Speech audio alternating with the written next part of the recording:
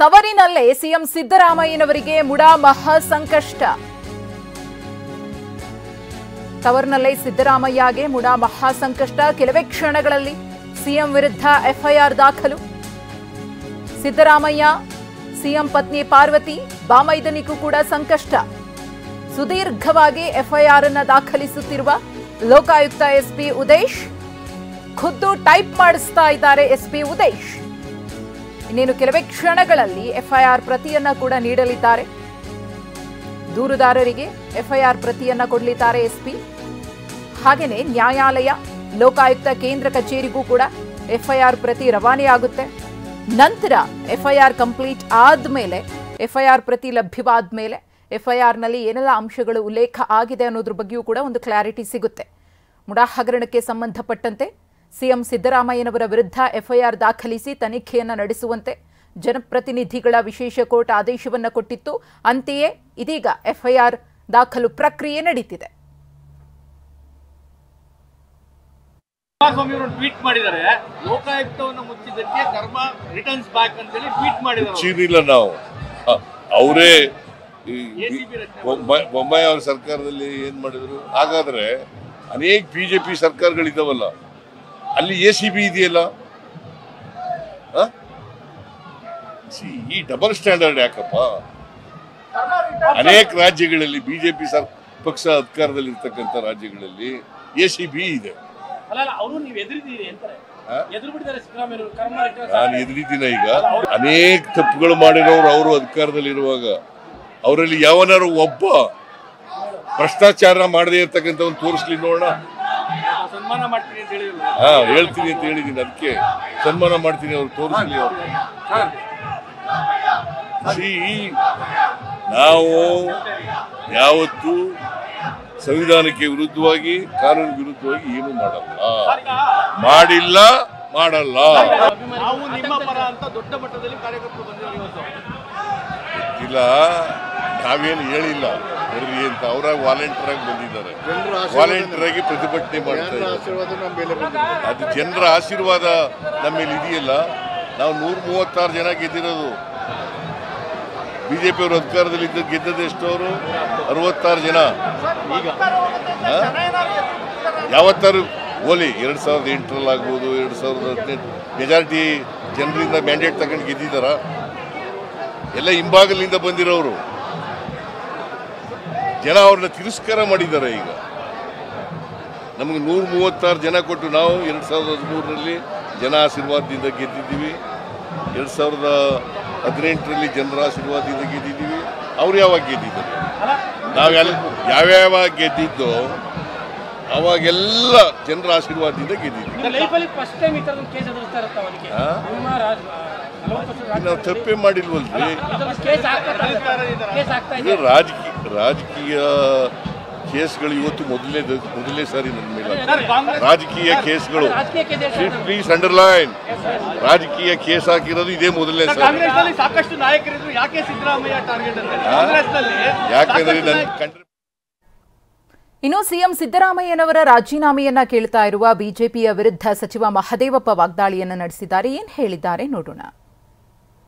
ಬಿಜೆಪಿಯವರು, JDSನವರು ಒಟ್ಟಾಗಿ ಸೇರಿ ರಾಜಕೀಯ ಕುತಂತ್ರನ ಮಾಡ್ತಾ ಇದ್ದಾರೆ. ಈ ರಾಜ್ಯದಲ್ಲಿ ಇವರಿಬ್ಬರು ಒಟ್ಟಾಗಿ ಸೇರಿ ಕೇಂದ್ರ ಬಿಜೆಪಿ ಸರ್ಕಾರದ ನಾಯಕರನ್ನು ಬಳಸ್ಕೊಂಡು ರಾಜಭವನದ ಮುಖಾಂತರ ಚುನಾಯಿತ ಸರ್ಕಾರನ ಅಸ್ಥಿರಗೊಳಿಸೋದಕ್ಕೆ ಹುನ್ನಾರಗಳನ್ನು ಮಾಡ್ತಾ ಇದ್ದಾರೆ. ಅವರು ಹುನ್ನಾರ ನಡೆಯೋದಿಲ್ಲ. ಸಿದ್ದರಾಮಯ್ಯನವರು ಮತ್ತು ನಮ್ಮ ಸರ್ಕಾರ ಯಾವುದೇ ತಪ್ಪನ್ನು ಮಾಡಿಲ್ಲ. ಜನರ ಆಶೀರ್ವಾದದಿಂದ ನಾವು ಅಧಿಕಾರಕ್ಕೆ ಬಂದಿದ್ದೇವೆ.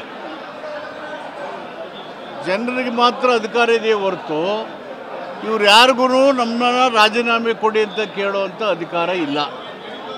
ಅಷ್ಟಕ್ಕೂ ರಾಜೀನಾಮೆ ಕೊಡೋಕ್ಕೆ ಏನಾಗಿದೆ ಅಂತ, ಯಾವ ಹಿನ್ನೆಲೆಯಲ್ಲಿ ರಾಜೀನಾಮೆ ಕೊಡಿ ಅಂತ ಹೇಳ್ತಿದ್ದಾರೆ? ಮೂಢ ಒಂದು ಘಟನೆ ಅದು. ಸ್ಥಳೀಯ ಸ್ವಾಯತ್ತ ಸಂಸ್ಥೆಯಲ್ಲಿ ಆಗಿರ್ತಕ್ಕಂಥ ಸೈಟ್ಗಳ ವಿತರಣೆಯಲ್ಲಿ ಆಗಿರೋಂಥ ಒಂದು ಘಟನೆ ಅದು. ಆ ಘಟನೆಗೆ ತನಿಖೆ ಮಾಡಿ ಅಂತ ಹೇಳಿದ್ದಾರೆ. ತನಿಖೆ ಮಾಡಿ ಅಂತ ಹೇಳ್ತಾರೆ. ತನಿಖೆ ಆಗುತ್ತೆ. ತನಿಖೆಯಲ್ಲಿ ಏನಾಗುತ್ತೆ ಅಂತ ಗೊತ್ತಾಗಬೇಕಲ್ಲ. ಇವ್ರ ಜಡ್ಜ್ಗಳ ತನಿಖೆ ವರದಿಯವ್ರ ಕೈಗೆ ಸೇರಿಬಿಟ್ಟಿದೆಯಾ ರಾಜೀನಾಮೆ ಕೊಡಿ ಅಂತ ಹೇಳಕ್ಕೆ? ಅವರು ಯಾವ ಹಿನ್ನೆಲೆಯಲ್ಲಿ ರಾಜೀನಾಮೆ ಕೇಳ್ತಿದ್ರು ಅಂತ ನೀವು ಹೇಳ್ಬೇಕು ನನಗೆ.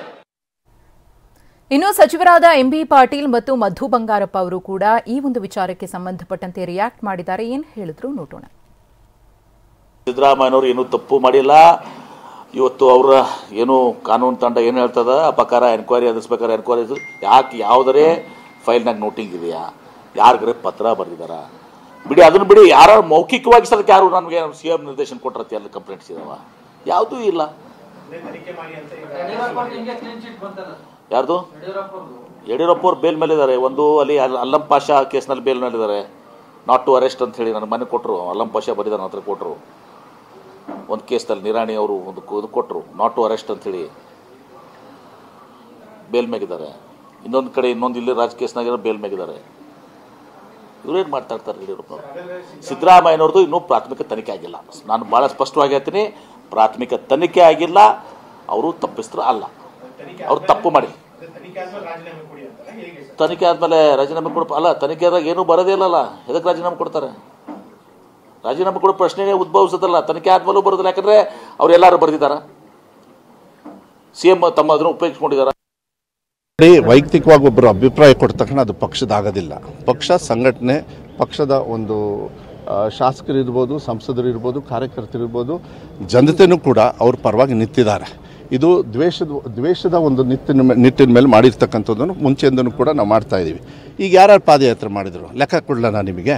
ಅವ್ರ ಮೇಲೆ ಎಷ್ಟು ಜನರು ಬೇಲಾಗಿ ಓಡಾಡ್ತಾ ಇದ್ದಾರೆ ಬೇಕಾ ನಿಮಗೆ? ನಾನು ಇನ್ನೂ ಹೇಳ್ಬೇಕಾ? ಯಾರ್ಯಾರು ಫಸ್ಟ್ ಕೇಳೋರೆಲ್ಲರೂ ಫಸ್ಟ್ ಈಗಾಗಲೇ ರಿಸೈನ್ ಮಾಡಿ ಬರಬೇಕಂತ? ನಾವು ಅದ್ರದ್ದಲ್ಲ ಪ್ರಶ್ನೆ. ನಮಗೆ ವಿಶ್ವಾಸ ಇದೆ. ಆ್ಯಂಡ್ ಇದನ್ನು ಏನು ಕೋರ್ಟು ಒಂದು ತೀರ್ಮಾನ ಕೊಟ್ಟಿದೆ, ಕೋರ್ಟ್ ವಿರುದ್ಧ ನಾವು ಯಾವುದೇ ಕಾರಣಕ್ಕೂ ಏನು ಹೇಳಿಕೆ ಕೊಡೋದಕ್ಕಾಗೋದಿಲ್ಲ. ಆದರೆ ದೇಶದಲ್ಲಿ ಕಾನೂನಿದೆ. ಕಾನೂನು ಪರವಾಗಿ ನಾವು ಹೋರಾಟ ಮಾಡ್ತಕ್ಕಂಥ ಅವಕಾಶಗಳಿದ್ದಾವೆ. ಮಾನ್ಯ ಸಿದ್ದರಾಮಯ್ಯವರು ಆ ಕೆಲಸವನ್ನು ಮಾಡ್ತಾರೆ. ಅದಕ್ಕೆ ಮಂತ್ರಿಮಂಡಲ ಇರ್ಬೋದು, ಶಾಸಕರಿರ್ಬೋದು, ಕಾರ್ಯಕರ್ತರಿರ್ಬೋದು, ಸಾಮಾನ್ಯ ಜನರು ಕೂಡ ನಿಮ್ಮ ಪರವಾಗಿದ್ದೀವಿ. ಯಾವುದೇ ಕಾರಣಕ್ಕೂ ನೀವು ರಿಸೈನ್ ಮಾಡಬಾರ್ದು ಅಂದಿದ್ದೀವಿ. ಅದನ್ನು ಮಾಡಬಾರ್ದು ಅಂಥೇಳಿ ನಾನು ಕೂಡ ವೈಯಕ್ತಿಕವಾಗಿ ಹೇಳ್ತೀನಿ. ಯಾರೊಬ್ಬರು ವ್ಯಕ್ತಿ ಅವರು ಅಭಿಪ್ರಾಯ ಹೇಳಿದಾಗ